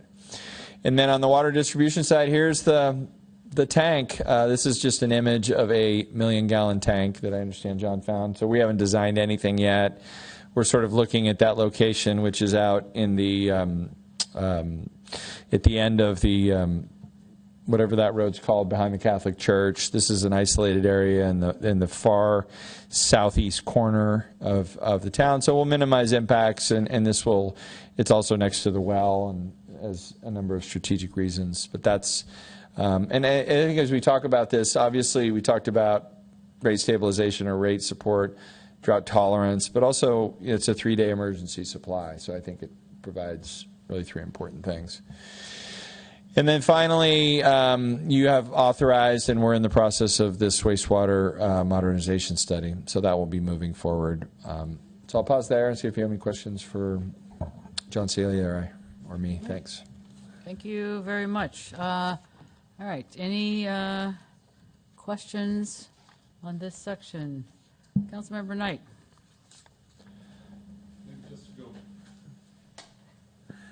So just to go back to the discussion on the well water storage tank, I agree with Mayor Chu. I support this. I think it's important to plan for emergency use, but I think it seems like there's also opportunities for, as we, and I don't know, I had a conversation earlier today with Director Ferns about the water tank, that it seems like there's opportunities also to improve infrastructure with this. We had someone here earlier that lives out on Yountville Crossroads that I guess at some point in the terms of being able to supply well water or emergency storage tank water back to outside residents, that you've got to come up with a system to isolate rector from well water and other uses. So I assume this project also helps improve infrastructure for our water distribution throughout town. So I think it's a good use of the funds. Councilmember Tripp.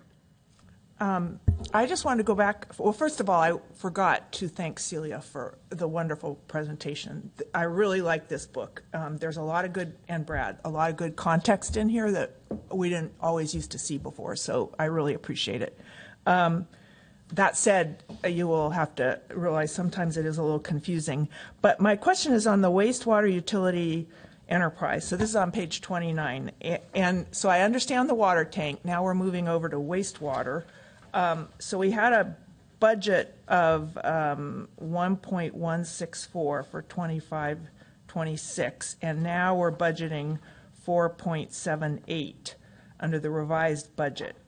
And I think that might have to do with some money we thought, well, I don't know exactly what it has to do. I don't think it's the consulting fees that we've agreed to pay for the engineers. This is on page 29 of your book at the bottom. Yes, I'm going to refer you to the detail for that department, which is on page 95 of the document. Okay. Starts on 95. So what is, okay. So there on the bottom of page 95, you can see the expenditures, and you'll see that total of 1.164 going to 4.78. And so that is a combination of the capital improvement projects, depreciation, and some debt service. And then on the next page, 96, it shows how the capital projects changed. So that's the bulk of the increases there. So the joint treatment plant office modernization project, that was one of the projects that shifted from finishing in fiscal year 24-25 to potentially finishing in 25-26. Okay. That is a large portion. The other big project there is the emergency recycled water transmission main repair. Okay. So it's really a matter, it was budgeted for $724,000, but it's revised for $4.3 million more or less. And that's because the updating of the facility got moved. Right. It's Okay. again that rollover. If you look at the 24-25 budget column, you can see that that was originally 4.6. I Then see. the estimated went down and it shifted over to 25-26. That's why it may be sometime in the future, it would be helpful to be able to see how the two relate Yeah. when they're Right. moving, because it's really hard. I love the columns, but it's really hard to see how they relate. Do you see what I'm saying? I do, Yeah. yes. I know it's a hard thing in government, but I know exactly what you're saying. Well, now that we're in a 2-year budget. We can work on it next year, yeah. You really have to. Yeah, another thing it's important to point out, since she brought up the, and I call it the long emergency, since it's been on our agenda since I've been here, and it's 1.7, or what is it, 1.5 million? 1.574. Yeah. So, just for you all, because I didn't remember this, I remember, but most of that is being paid for by insurance. So just so you know, there's a revenue line item associated with that, so that will be recoverable. So, because I was asking the question, why are we spending so much money we have 5 out-of-town customers, and I was like, how are we appropriating that when you get into water rate studies? And the reality is, this is an insured project, so that's important to know. Yeah, that is important. Love insurance. And I just wanted to kind of go back and tie this in with one thing that we had on our to-do list that we've all kind of went through on our strategic planning meeting too, was saving for construction. So that was another big factor when I really considered budgeting 0% increase. And I like to look at it for TOT. So we wasn't just 0% increase. It wasn't any negative in the downside either for TOT. It's remaining flat. And so personally, I'm kind of optimistic about where TOT is going to land, but I think that there's a lot less downside to budgeting 0% than there is 1, 2, or maybe 3%. That's always a little more risky. So I think this, I'm very optimistic that this 0% increase in TOT is really going to probably in the end not be correct, and we're going to be in the upside for saving for construction. So I just wanted to explain that a little bit more. And also, on that same list, when town manager went through all these projects that we've done, we're working on, and still doing, I just wanted to let staff know, because you're kind of mostly trapped in this building all day, but we're all out and about. I don't think there's a day that goes by that I don't run into a resident that is like, oh, I really like the coop. Oh, man, I really like the gym. Every day, I was sitting in the dog park today, how wonderful this is. And so just to let the staff know that people are really noticing. And it used to be, oh, how come you're not doing this, or I'm really mad about this, but I'm not hearing that anymore. I'm just hearing about all the good stuff. So I just want to pass that on to everybody. So I know everyone's like pretty busy and doing a lot of stuff, but the residents are really noticing it, and it's very, very positive all around. So thanks for all those projects that are been done, ongoing, and even into the future. So they are certainly paying off with our public, so we should all be happy about that. It's always nice to have a happy public, so at least I think so. No, we think so too. Yeah, we think so too. Yeah. All right, good. We agree too.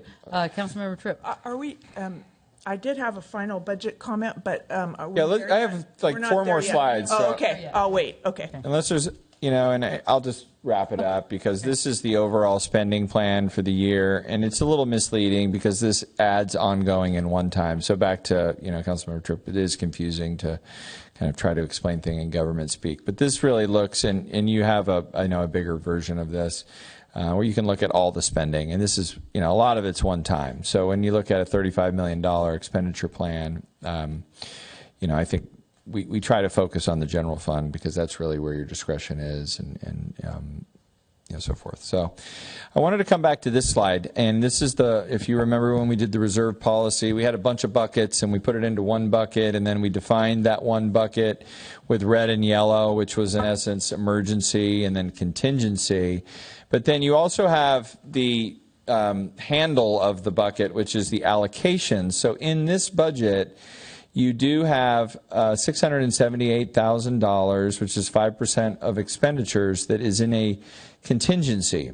I think this year we're just under half of using that. We use this obviously for unexpected things. So the important point here is you have, a safety net before you even get into reserves. So I just want to make sure you understand that, and usually that doesn't get fully spent, so that also goes back into the unassigned fund balance calculation. This is obviously if we exceed revenues. All the things that go to the good will end up through an audit and unassigned fund balance. And meanwhile, you do have 40%, which is 5% above your minimum target for the general fund reserve. So that's important. And then this is the slide which looks 5 years back and 5 years forward. So I call it the 10-year forecast. It's a forecast, not a budget. This is where we do budget. I think we use the word conservatively a lot, but I mean the reality is this is showing 1% revenue growth. I'm back to looking at Bev and Natalie we're going to beat 1% year over year. This is important to making sure this is not a scary slide, but it is a scary slide. And I do think all California agencies in particular, we are finally climbing the pension mountain. I called this for 10 years the pension mountain. And when you look at the UAL and what have you, through reforms and what have you, we're almost there. But for a long time, it was there's no way we're ever going to get to the peak. So a lot of, I think, good things happened, but ultimately it comes back to economic development and focusing on the top line. So that, we're not showing any concerns here until, really 3 years down the road. But I always want to show this because this is where we have to be mindful of the long-term forecast. So that's the last slide. Now we take any public comment and direction to staff. I'm going to leave it on this one because I want you to know the next steps. Any adjustments that you want to make, we need to hear them. At this time, that would require a vote. If the budget is adopted, we'll then clean it up. It becomes an addendum, which is basically a paper clip to your existing budget. And then, as always, we prepare for the next year. So, you got the mid-year and you got next year, and our intent would be to start budget workshops. So this wouldn't be a goal-setting workshop. This would be a budgeting workshop, which would start in April of 26. So, and I want to thank Celia and Kyle, who's not in the room. I'm sure he's watching on TV over there. So thank you, Kyle, wherever my camera is, and all the department heads. A lot of work goes into even a mid-cycle, but I do think Celia finally agrees with me that this is an easier process. Can I say that? In many ways, yes. Okay. Thank Get you. one under your belt. Yes. Public comment. All right. We have public. Please come forward. Drinking from a fire hose. Okay. That was very impressive. Gives a great confidence to have numbers like these and to have you present them, the both of you, even if Ashley can out-talk you. But anyway, that said, focusing on the top line is really, really important. I think being flat rather than 3% is prudent. Kudos to doing that, and I really wish you both well because it's what allows us to enjoy the quality of life and to support this level of staffing in such a small town. General fund balance. Hillary was kind of driving at this a little bit, but I think there was some confusion. It was cleared up about the capital, but the bringing forward of the unassigned fund balance from last year is what allowed us, the $2.7 million, whatever it was, allows us to be balanced this year. Is that correct? No, not necessarily. It does reduce the ending fund balance that we expect to end this fiscal year with, but we do carry forward that estimated ending fund balance into 25-26 and start there, then add in our revenues and subtract our expenditures. So it doesn't necessarily keep us from going over budget. Yeah, we don't calculate that into our general fund reserve. So that is actually another layer of the bucket, if you will, unassigned fund balance. And the current unassigned fund balance is? It's estimated to be 1.2. Yeah, so that's another layer above. So if you wanted to calculate that in, that I don't know the percentage, but you would obviously be far above 40. So that doesn't balance the budget. It still sits there. It's like I refer to it as the checking account versus the savings account. So it can be used much easier if a project or an opportunity arose by the council, and it will just continue to roll over until it is assigned or committed or restricted, et cetera.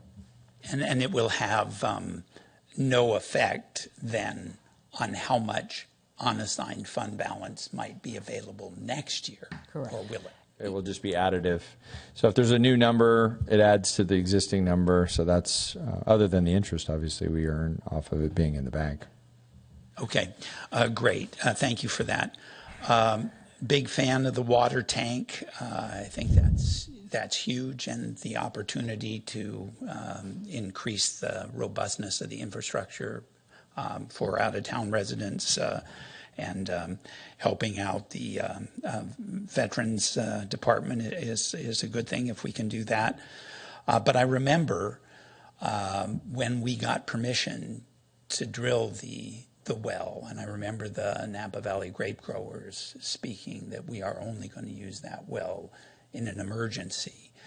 And so is that still our operating assumption, or are we able to use that water first rather than third? My understanding is we can use it first. There's no restrictions based on John's research, but we're confirming that.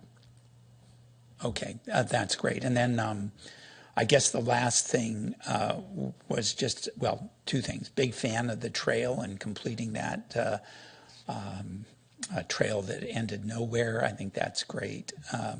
But I didn't understand the 3-bin sorting system. Is that taking the big belly trash cans and going somewhere with them to sort them, or is it just doing more of those?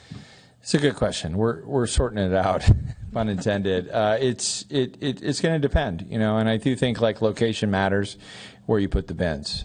So we have the big bellies, we have mixed experience with those. In my experience, the green is what's hard, right? Because composting is what's hard. Because there's sort of 3 levels of composting, and you can get into commercial and all of the aspects of that. So we're going to try to simplify it so more people use it, the more people sort. I think that's, to me, the first thing. But I do think there are locations where you need to, where you're at food locations, et cetera, where there's more organic waste that can be composted. But we're kind of taking a fresh look, and one of the on-calls we approved in the last is a narrative designer. So it's a lot of this is like, how do you tell the story so that someone who comes from a foreign country or from area that's not California, they don't get frustrated, because a lot of people do with the California rules, and they're hard to understand. We've spent a lot of time on this year, and I think we're trying to do it in a practical way. So workable was the word that was used as a way of like, let's try to figure this out. But in my view, it depends on the location of where the bins are, and then we'll just use the funds to be as smart as we can. Yes, I understand and appreciate the mayor's advocacy of education. I had a neighbor who wanted to use some spent pickleballs as part of a project that they were doing. And so I went through the recycling container at the pickleball court, and what's in the recycling container is unimaginable. It's trash, it's everything else. So maybe that narrative should come with a cattle prod or something. But anyway. More education. Yeah, thank you very much. Thank you very much. For any other public comments? Seeing none, I will bring it back to council for final comments and possible motion and a second to approve our resolution to adopt our mid-year cycle adjustment. Councilmember Tripp. First, just a question and then a comment. I was just looking, Celia, on page 32 about the unassigned fund balance, and it looks, maybe there's more to it, but we're projecting for 25-26, 892,000 on page 32? Yes, and I was actually open to the same page because I was going to offer that in relation to the unassigned fund balance that was used in 24-25, and just showing how that was a usage of that 4.4 million of the beginning fund balance in the current year. Okay. So I don't know if that helps show that it's really just usage of what was available in the current year and doesn't necessarily impact the 25-26 budget year, because as you see, we're starting with a fund balance of 2.381 for 25-26, and that carries forward directly from the estimated column for 24-25. So hopefully that clarifies that a little bit. Yeah, it does. Thank you. And then you are correct. $892,000 is estimated to be unassigned at the end of the prior year, or the 25-26. And the answer I gave Brad earlier, the $1.2 million, is estimated at the end of the current year. Okay. Sorry about that. No, that's okay. Okay. Well, and then I just wanted to make a comment because thanks to the Brown Act, we don't and should not be sharing all of our thoughts with the rest of the council. But one of the things that got 4 dots was saving money for the Commons.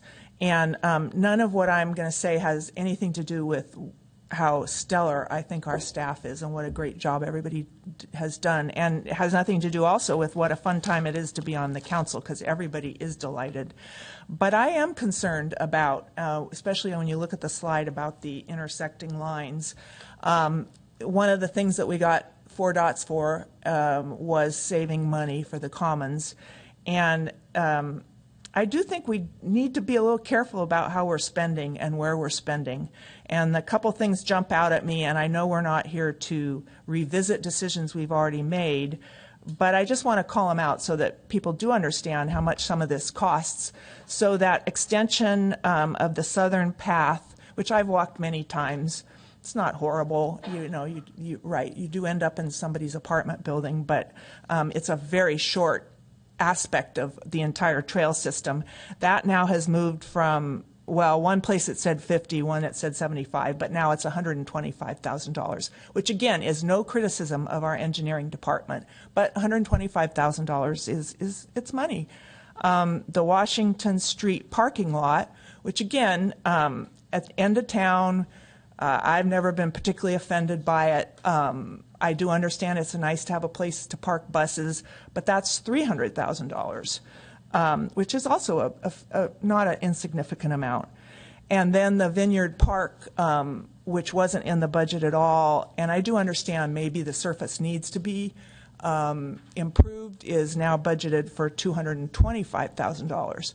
So one time our town manager told me it's good to think about the things you need versus the things you want. And so when I combine that thought with also saving for the Commons, I really think, and then the line that shows revenue versus expenditures, I think it's prudent to begin to think a little bit about where we're spending our money and our needs versus our wants. And this really ages me, but Brad was also, I think, a political science major. But Everett Dirksen, who was in the Senate in the 60s, had a very famous quote about the federal budget. You get used to big numbers, and his quote was 50 million here, 50 million there. What does it matter? And we do get used to big numbers, but they all do really add up. So I don't know if that's an action item, but since I don't really get a chance to tell everyone else, I do think, especially the general fund revenues, we need to be cautious about where we're spending our money, because we have a huge project that I would like to see be brought to physical conclusion in a really great way. And again, I don't want to be Chicken Little, but we are in uncertain times, and hopefully we'll slide through with no issues, but it's just hard to say. So anyway, that's my thought, that we need to be prudent about some of these things that aren't really super important in terms of our quality of life in Yountville, and like the parking lot, like extending the path. I'm not sure about Vineyard Park, but that would be my comment on the budget in its entirety, and the goal that 4 people liked of saving money for the Commons. Councilmember Reeves?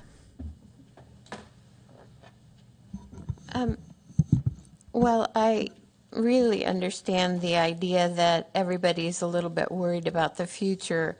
I also feel like even the things that you mentioned, all are of a piece of keeping our town moving forward. And the idea that having a place for buses and limos to park that is designated and out of the way, you know, it might not seem like a big thing, but if they park in your neighborhood, it becomes a big thing. So I think all of those things do affect our quality of life. The whole idea of our parks being maintained to a level where everybody wants to be in our parks. They want to rent our parks. They want to be there. They like Yountville because we are really committed to making it be the best it can be. So I feel like the fact that we're saving money, we know that we have unassigned fund balance coming that could be saving for the Commons project.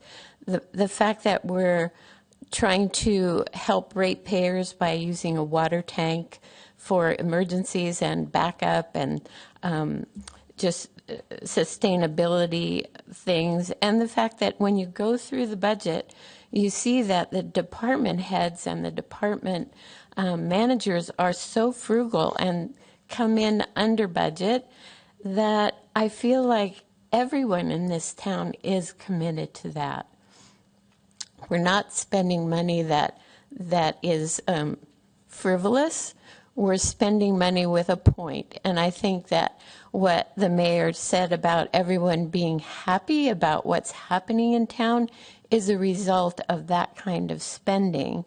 And a comment that I heard from our state senator when we went to Sacramento was that it really is incumbent on us to, as local government officials, to make sure people are happy with government. That's the problem in our country, is people aren't happy with the government, but on a local level, people are happy. And I think that's really important. And it's sort of the focus of everything we do, is to try to make the residents and the voters, certainly, the taxpayers, certainly, but everyone who visits our town happy about being here and sort of experiencing what can be in that kind of a world of being really cautious, but also pushing forward. And I really would like to approve this budget. All right, great. Vice Mayor McKee. Thank you. I think if we look at the expenditures or the capital projects, there are things that are line items that are questionable and have, like, how much to paint Schmidt Hall. So if you go down the line, I mean, certainly we would all have our pet projects that we'd like to support. And I think that, for example, the walking loop right now, if it doesn't get finished going through the church vineyard area, which is not a for sure, it's not a given since we don't have that consent yet from the church. Where does that path stop currently on Champagne Drive, which is kind of private property? So we promote the walkability in town, so having a finished loop and then certainly parking for not only buses and limos, which right now are parked along the park, but the parks are used, and for bocce, people are out there. So, I mean, we could all, I don't want to say nitpick because that sounds very negative, but find the projects that we think are superfluous or maybe can be pushed out. But I think between our town manager and working with Public Works, they found the projects that would continue to enhance our town, and they are frugal. They do come in under budget consistently, and I don't think there's a project here that is over the top, and I don't think there's anything here that is not going to make Yountville just shine a little bit more. So I support it. And as we are adding to the dynamic duo here, it's going to take both of them getting into their jobs. So is it going to make a difference in this particular fiscal year? Maybe we can book some group business or something, but no, we're looking for down the road. So this is not a sprint. This is a marathon, and we know that you guys both have that focus and alignment. And this year, I think this budget, as we've reworked these numbers and revisited them, I think they're spot on. Councilmember Knight? Thank you, Mayor. I just want to say I support the mid-cycle budget adjustments, and I want to thank our finance department and Director King for an excellent report, and it's always very clear, and I would never doubt your suggestions about TOT and what we should plan on, because I know for a long time we've been fortunate to have you here. You've always been always spot on budgeting for TOT in the past, and so we've been very fortunate. And so thank you for the reports, and I also want to thank the directors here and for town staff for all the work that you do for the community, and you truly are focused on Yountville and creating a sustainable community. So everything that we're doing every day to day, I think, really makes for our community better. And last, I just wanted to say that in addressing Councilmember Tripp's concerns and your early warning, is that I appreciate your comments, and I think it goes back to really thanking the town manager for encouraging us to create a biannual budget process, because it's in this period that we're able to strategic plan and think about long-term planning and sustainability. From the past, when we were doing annual budgets, we're just always crunching numbers and staff focusing on that, and really be able to step back is really now a function of our biannual budget process to say, hey, let's think twice and let's look at that long-term budget and future revenue versus expenditures, and think more about that. And I think our process has gotten us there to do that, and I appreciate the support all the council and mayor and for everything for creating this process so the community can be involved and hear us not only move the community forward, but be concerned about our budgeting and revenue in the future. So thank you. And I also just wanted to quickly address some of the concerns that have been discussed about, maybe we're spending too much money. But I really I guess what the town manager referred to as a scary slide. I really look at these line graphs and really kind of go back over the years. And, there was quite a few years when our, unassigned fund balance was quite enormous. And I think that was probably for lack of really thinking about our budget and really taking a hard look at our revenue. And also, when you look at that divergence in the two lines, it's very minimal. And it's not, it does diverge, but the assumptions, we're assuming, I think, 1% TOT for all those future years. I think we had that discussion today. I think we're taking care of that. We've just hired a new deputy director, and who's going to be working with a new CEO of our chamber. I think our focus has been very clear with a capital F on that. So we are really looking forward. So I think that I am very confident about not only our past but our future financial state here in this great little town of Yountville. I think that I want to send the message to our public that we watch every little line and every little number, but I think that we are going to be really good. And the more that we can really provide people, the better businesses we're going to bring in, the more people who want to come here and really visit. I think we're planning for that future. So I'm very optimistic about it and very supportive of all this that we're really doing. Plus, we already had some preliminary numbers about our unassigned fund balance. So, saving for construction, every time I hear about those numbers, bingo, saving for construction, I put it in my mental little bucket for that. So I think we're really doing a great job, and just really thanking the council for everything they've done, and everybody, pulling forward and thinking about the stuff that we're thinking about, and staff. I go back to COVID. We all went through that. Somehow staff did such an amazing job of just tightening their belts, but yet providing services, and even Samantha with some creative services to reach out to our seniors. And, we didn't miss a beat. We didn't even dip into reserve. So those are my comments. So I would love to have a motion and a second to adopt a resolution to adopt our mid-year cycle adjustments for our budget. Yes.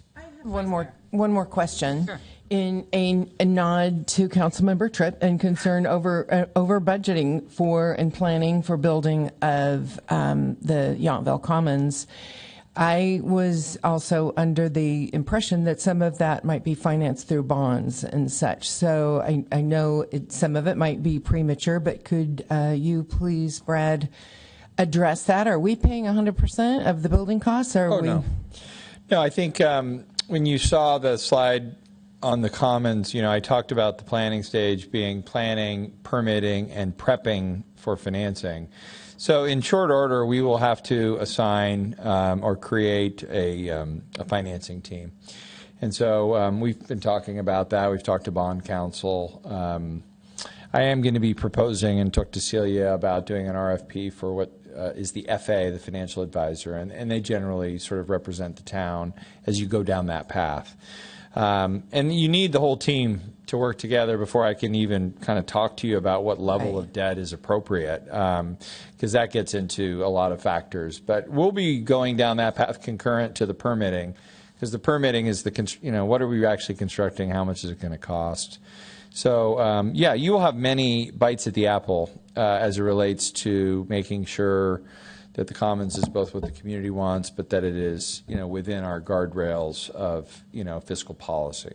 Okay, thank you, because I have total respect for the breadth of experience and the foresight of building and working in larger corporations, certainly, but I want to make sure that we weren't shouldering the lion's share of those expenses alone, because it would be a whole different look at this budget. Sure. Thank you. Can I get a motion and a second for this item? I will make the motion that, get us going here, that we approve adopting Resolution 25-4361, adopting the mid-year cycle adjustment for budget year 2, the biennial budget for fiscal year 24-25 and 25-26 appropriation GAN and the appropriation GAN limit and salary. I'll second. We have a motion and a second. Buttons are ready. Green light's flashing.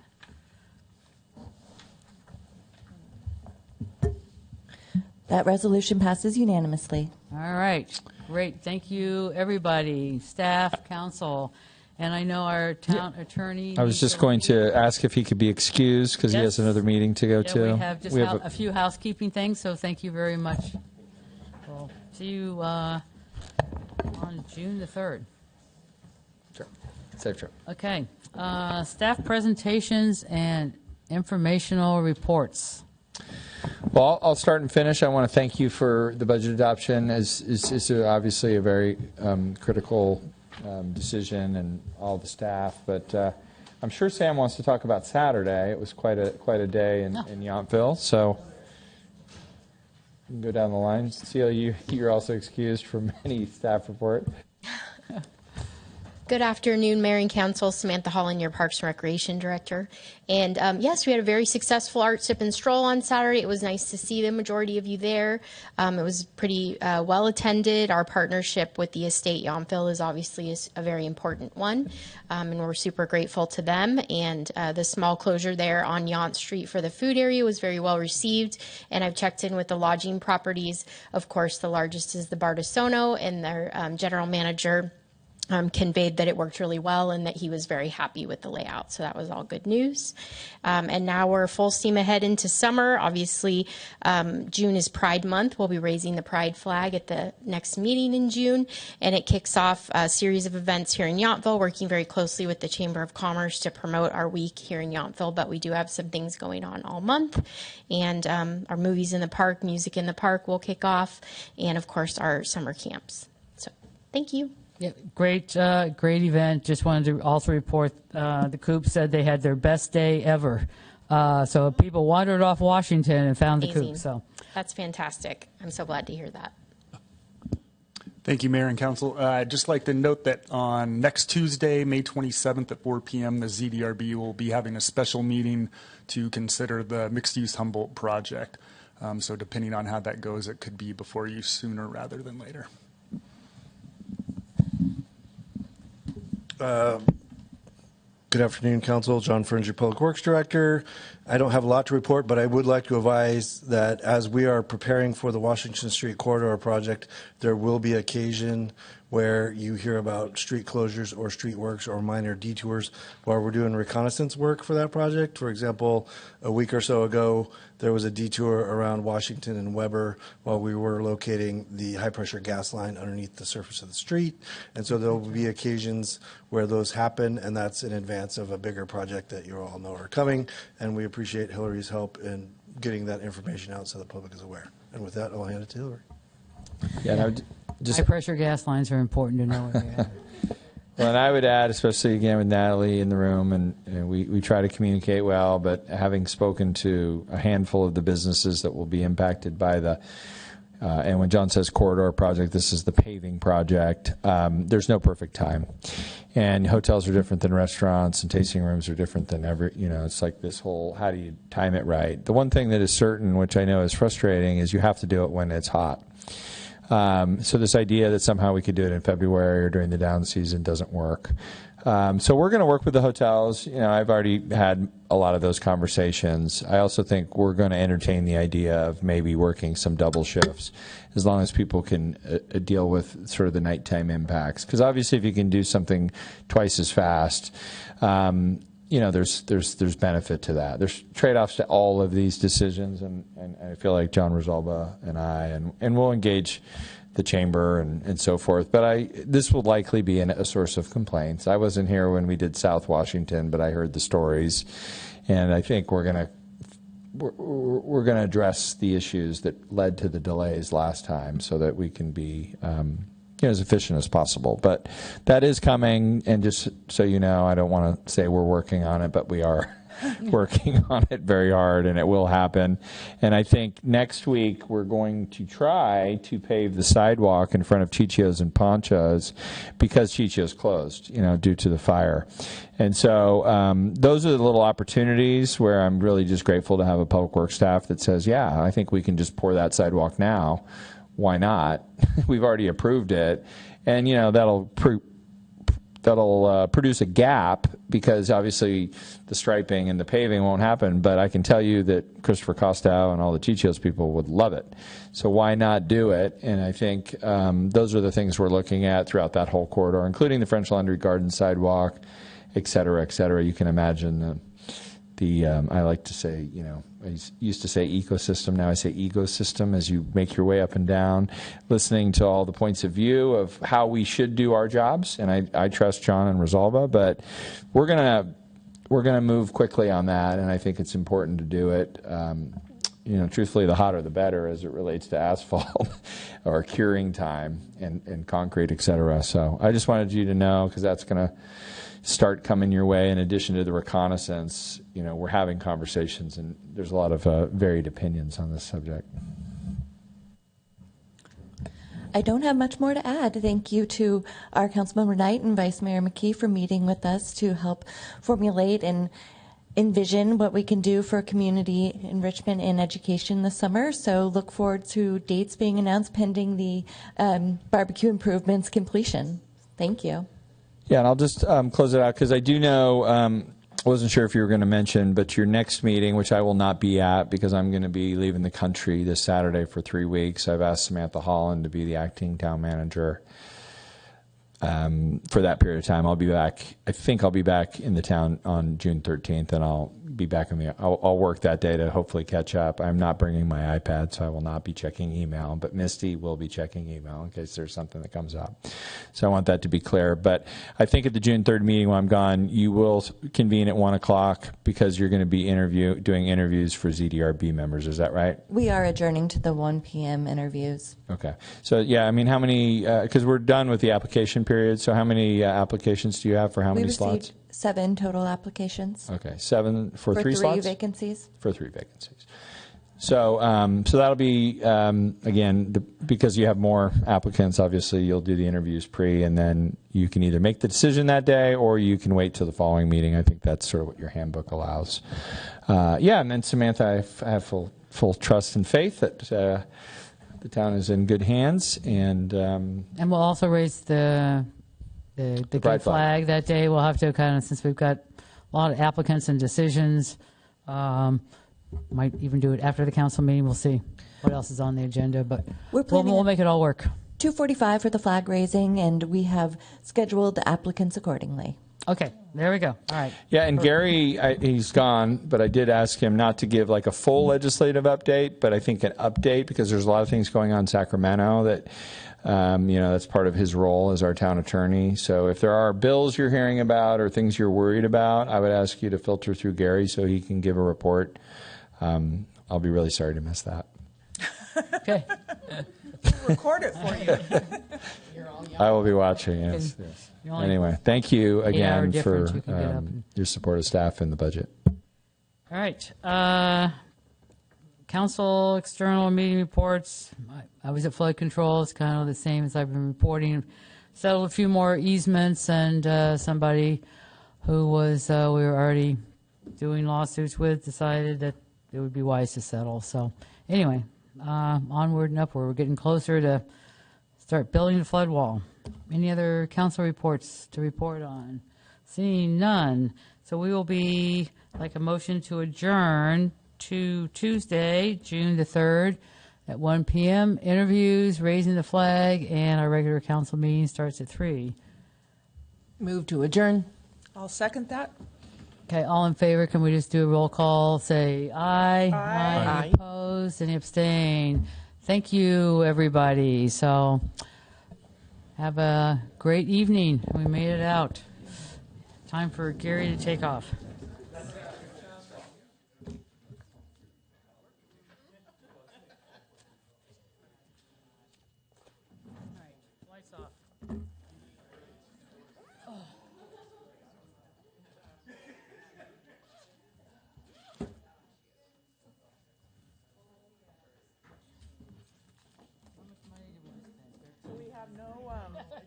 Got all that info. No, that's too bad. Yeah, it worked out.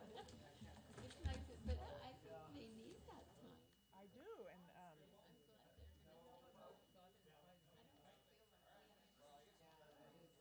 that's true. That's true. Oh, you mean they're working on the?